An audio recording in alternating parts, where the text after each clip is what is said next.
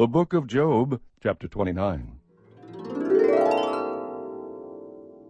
And Job again took up his discourse and said, O that I were as in months gone by, as in the days when God watched over me, when his lamp shone over my head, and by his light I walked through darkness, as I was in the prime of my days, when the friendship of God was over my tent, when the Almighty was yet with me, and my children were around me, when my steps were bathed in butter, and the rock poured out for me streams of oil.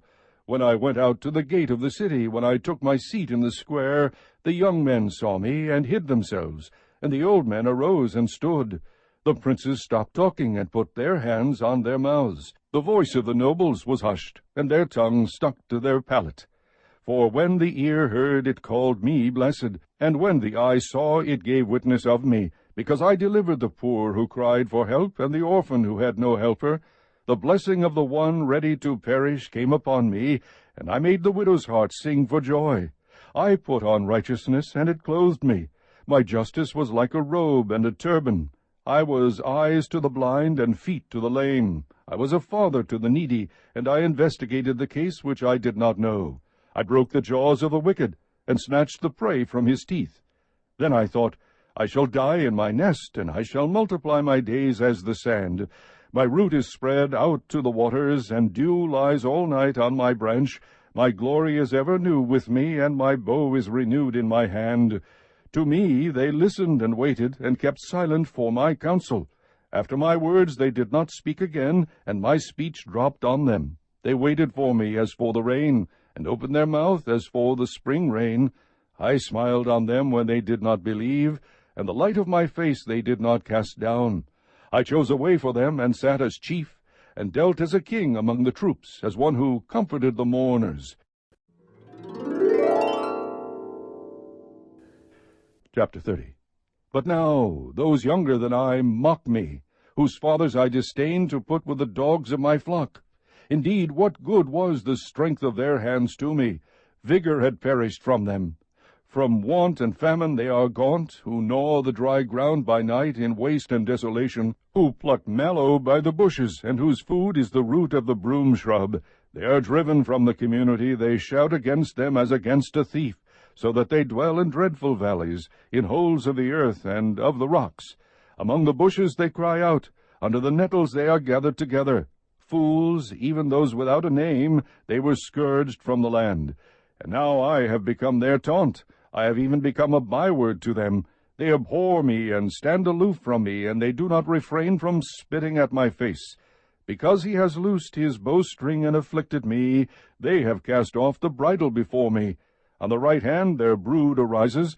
They thrust aside my feet, and build up against me their ways of destruction. They break up my path. They profit from my destruction. No one restrains them. As through a wide breach they come, amid the tempest they roll on. Terrors are turned against me. They pursue my honor as the wind, and my prosperity has passed away like a cloud. And now my soul is poured out within me. Days of affliction have seized me. At night it pierces my bones within me, and my gnawing pains take no rest.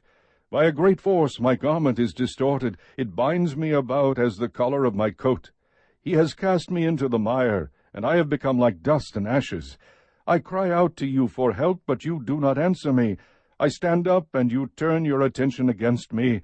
You have become cruel to me. With the might of your hand you persecute me. You lift me up to the wind, and cause me to ride, and you dissolve me in a storm.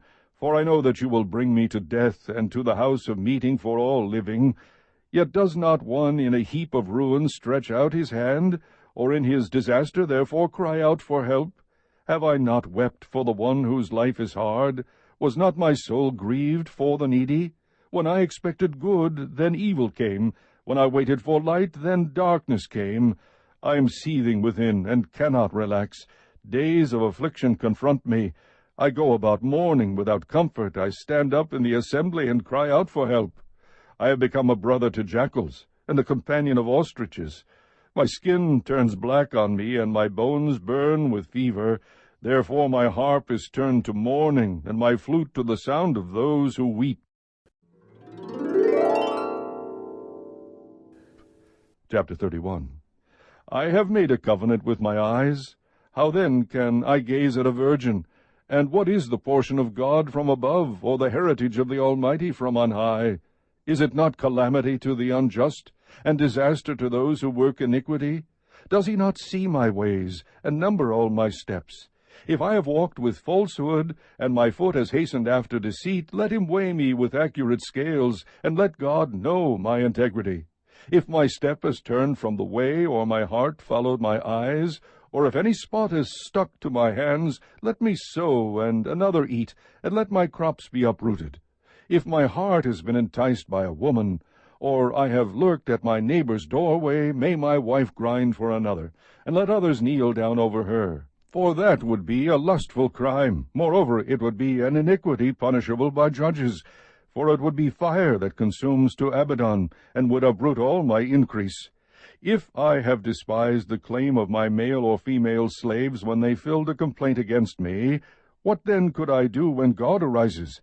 And when he calls me to account, what will I answer him? Did not he who made me in the womb make him, and the same one fashion us as the womb?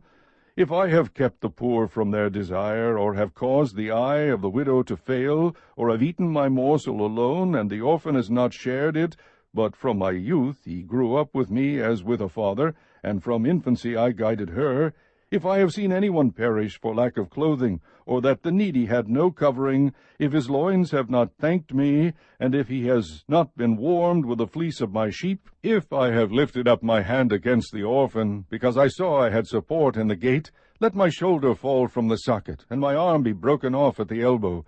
For calamity from God is a terror to me, and because of his majesty I can do nothing. If I have put my confidence in gold, and called fine gold my trust, if I have gloated because my wealth was great, and because my hand had secured so much, if I have looked at the sun when it shone, or the moon going in splendor, and my heart became secretly enticed, and my hand threw a kiss from my mouth, that too would have been an iniquity calling for judgment, for I would have denied God above. Have I rejoiced at the extinction of my enemy, or exulted when evil befell him? No, I have not allowed my mouth to sin by asking for his life in a curse. Have the men of my tent not said, Who can find one who has not been satisfied with his meat? The alien has not lodged outside, for I have opened my doors to the traveler. Have I covered my transgressions like Adam, by hiding iniquity in my bosom, because I feared the great multitude, and the contempt of families terrified me, and kept silent and did not go out of doors? Oh, that I had one to hear me! Behold, here is my signature. Let the Almighty answer me, and the indictment which my adversary has written, surely I would carry it on my shoulder. I would bind it to myself like a crown. I would declare to him the number of my steps. Like a prince I would approach him. If my land cries out against me, and its furrows weep together, if I have eaten its fruit without money, or have caused its owners to lose their lives, let briars grow instead of wheat, and stinkweed instead of barley. The words of Job are ended.